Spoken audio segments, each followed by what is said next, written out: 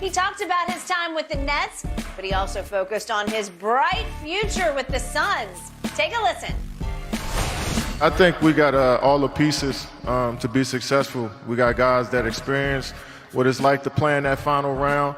We got a champion already and that's overseeing us. Monty's a champion as a coach. So we got guys that been there, and that's half the battle, just knowing what it takes. And yeah, we got guys that can do pretty much everything on the floor. So we got to put it together. I'm looking forward to doing the work. Shannon, when KD returns to the court, will the Suns be the team to beat? Skip, they got to play together. It's just not that simple that you just throw them out there. Okay, where they got the best players and they're the team to beat. We saw that even with the Miami Heat, Skip. They might have had the best players, but they had never really played together. So when it got really in crunch time, the team right. that... You're talking about 2011. 2011, yes. So, Skip... Yep, I agree. How many times did we hear Brooklyn was the team to beat? But they never really played together in injury. And here's the thing. You worry about Chris Paul and his body at 37, going soon to be 38. Yeah. You worry about Book coming off the hamstring injury, and he seemingly have had hamstring injuries his entire career. He has. KD will be coming off an injury. And then you got to worry about DeAndre Ayton's motor. Does he want to play on a nightly basis? Because come championship time, playoff time, you got to bring it every night. Yep. You can't have a 10-6. Oh, the next night you give me 20-18, and the next night you give me 12-7. Yep. So how consistent? Yes, they have pieces. We know what KD is. We know what Book is. We know Chris Paul can orchestrate an offense as good as anybody currently, maybe as good as anybody ever has. I agree. But the question is, how soon can they mesh? KD doesn't need the ball. He doesn't dominate the ball. Book is Book. Chris Paul is Chris Paul. He can't sum it up and give it to you like he once could, but he's more than adequate enough to get the job done. Can he get the ball to KD? Can he get the ball to Book? Yep. And when DeAndre Ayton gets position, can he get it to me on the block? Yes. But I need to see them play together about 10 games, and I want to make sure that they're going to be healthy going into the playoffs. Because at some point in time, Skip, Chris Paul always get nicked come playoff time. Book seemingly gets nicked come playoff time. KD, I will say this, KD normally is healthy come playoff time. He normally gets his injury out of the way during the regular season, but come playoff time, but he's like, look, we got the pieces. We got guys that have played in the last game. We got a coach that is coached. We got a champion in James Jones that's overseeing this thing, that's been in big games. True. So we have guys that have been there and knows what it takes to be there. Now it's all about us. That is true. They got the third best odds. That ain't where they were before they had KD. No. They didn't have the third best odds. So the Bucks, Boston's 1, Bucks are 2, and the Phoenix Suns are only the plus 450. The Bucks are plus 400. So they're close to having the second best odds. It's gonna be very interesting, but I don't think the trade makes them the overwhelming favorite. I still like the Celtics that have played together. That roster's played together, and they look good. As a matter of fact, they look so good, they took the interim tag off the head coach, gave him the head coaching full time, and gave him an extension. That was significant. So that lets you know. And I'm a big fan of the previous coach. Yes, and the Bucks. We know what they represent with Giannis. Chris Middleton he's going to build up his minutes, but they might be co-favorite to come out of the West. But if they can get this thing going and they can stay healthy, I ain't trying to see them. Okay, my turn. The morning this bombshell dropped, we were actually in Phoenix at the Super Bowl, and I opened the show by saying, congratulations, Phoenix. I think you just won the NBA championship. Right. I'm going to stand by that, but I don't disagree with one word you just uttered because there are a whole bunch of ifs, most of them You taking them over the Clippers? I thought you loved the Clippers. Kevin bleeping Durant? Kawhi bleeping Leonard. Is a Phoenix Sun? Are you kidding me? I do believe that last night, late on TNT, I watched a Western Conference Finals preview. Oh, okay. And I do believe it's going to be Suns Clippers in that finals, in the Western Conference Finals, and it will go 7 games. Last night, one team was without Norman Powell, who is their third star for the Clippers. Yeah. He's elevated into to at least bench star status. Yes.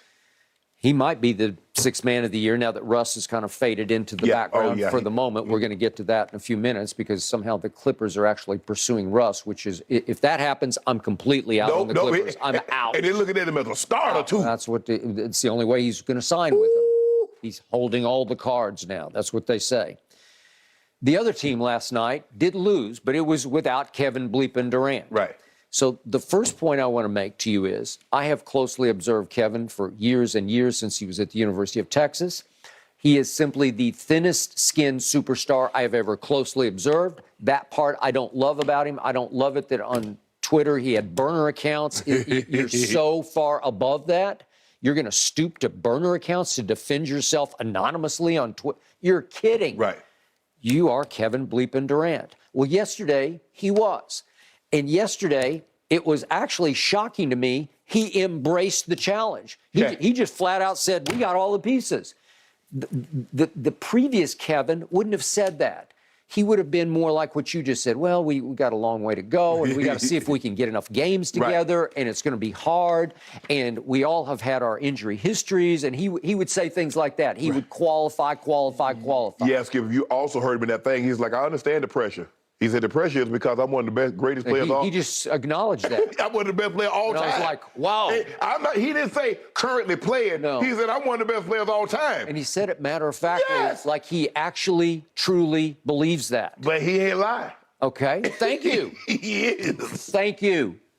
So what did I see from the Suns just last night without Kevin? Listen, I know they lost a lot of firepower, and Mikal Bridges just scored whatever 45. it was, 45 up at Brooklyn. But I'm watching T.J. Warren come off the bench for the Suns, and he came over in the trade.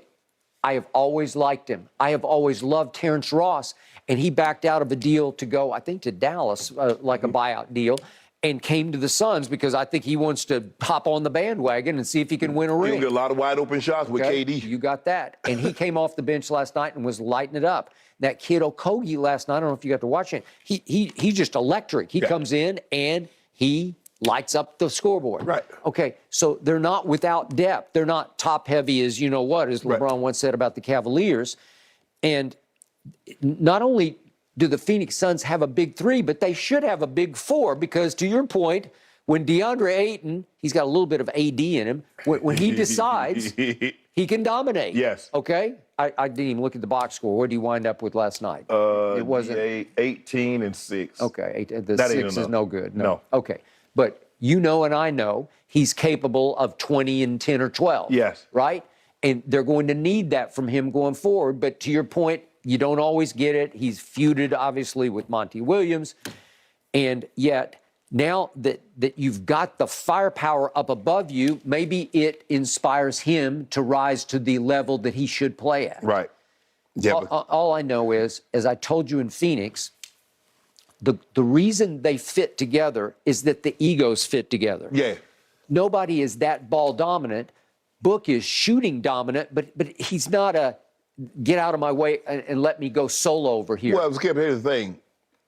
Normally, with the exception of maybe a handful of places, where is Kevin Durant going where he isn't the best player? I understand what Book is. He ain't that. Nope. Even Kyrie can say, he ain't that. Nope. Steph was great, but isn't a better player than that. So there's not a whole lot of places that Kevin Durant doesn't walk in the gym and everybody look, well, that's the best player. Okay, and what happened at the hotel in Phoenix when you walked up and looked up at him? Yeah, he legit 7 foot tall. He's 7 feet tall. 7 foot tall. And he's long. God. Yeah. When I walked in, he had his back turned. I was like, that's got to be Kevin Durant. Because he had a trench, he had an overcoat on, and his legs like this here. I said, man, somebody standing on, either that's Kevin Durant or somebody standing on stilts. Right? Yes, and it was KD. I once walked up to him in a hotel hallway. Yeah. And I looked up, I said, that man is towering. Yeah. Okay, and he can shoot it. Yeah. So the point is, he is the most efficient superstar scorer I've ever seen because he doesn't actually need or demand the basketball to score. He can do it efficiently and quietly. And his ego is maybe the smallest of any superstar ever in this league, which is why he has some insecurity going on, why he needed the burner accounts. Well, now he's starting to sort of feel of himself a little bit, and he's coming out more as I'm here to do this. He chose to push to go to the Suns because he loves Chris Paul, Yep. which so does everybody else, and he wanted to help lift Chris to his first ring. So now he's got a real he's got a mission in life to win Chris Paul the first ring, because I used to call him CP0 because he had 0 rings. So it's a beautiful fit for him and Chris and Booker because, as Kevin says and as CP3 said, they all love to ball. And the last line we heard from Kevin in that soundbite was, I can't wait to go to work with them. Right. Because they all like to work. Right. They all like to hoop. They're all hoopers. Right. So it's a good fit of hoopers. Kyrie likes to hoop, but he has other priorities in life, as he's made it clear. So it's not that fun to practice with him because Kyrie doesn't care that much about practice. These guys like to practice. So if ever 3 new stars, 4 new stars are going to be thrown together and fit, it will be these. But to your point, we're down to T-minus 23 games. Well, it's going to be hard to throw it together and feel of it and figure it out on the fly in that short a time. And the other problem is Kevin still hasn't even been cleared to play 3-on-3. That was the report last night. That's the thing, though, Skip. So basically you cramming for the bar. And the bar is coming up real soon. You cramming because you missed a lot of the classes. For whatever reason, you didn't go to class. And so you didn't get the lesson. But is he confident? Oh, he absolutely is. Okay. Why shouldn't he be? Hey, all I know is if they can stay healthy, and I know it's a huge if, but if they stay healthy, I give them a great shot to win the whole thing. Skip, I mean, you had an opportunity because didn't shoot the ball. Kawhi was 5 of 18 last night. Well, he was 0 for his first 9. Yeah. And he didn't make a bucket until late third, and then he went on a run, a little flurry. But they're going to need, Skip, I tell you what, they're going to need more than 5 points from Chris Paul. Yeah. Okay. But Skip, he played. You realize Chris Paul played almost 34 minutes and gave you 5, 11, and 3. That 5 ain't gonna cut it, Skip. No, 11 assists. 11 assists, you can live with that. No, that's who he is. But, I mean, and with KD in there, that might be 16 assists. It well might be. But you need to give him double-digit points. Okay. I still love their chances, and I love the way he embraced the challenge of their chances. Oh, yeah. I mean, Kevin, he's like, you know who I am, right? That's what he was saying. You know who I am. You know what I do. All right, good. Here we go. The West is going to be as fascinating as it ever has. Ever. Whew. Indeed. The playoff pushes begin post All-Star. They are all running out of racing room. It's going to be a fantastic